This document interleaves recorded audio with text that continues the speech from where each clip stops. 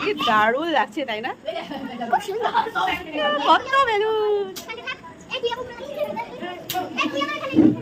নমস্কার, কেমন আছো সবাই?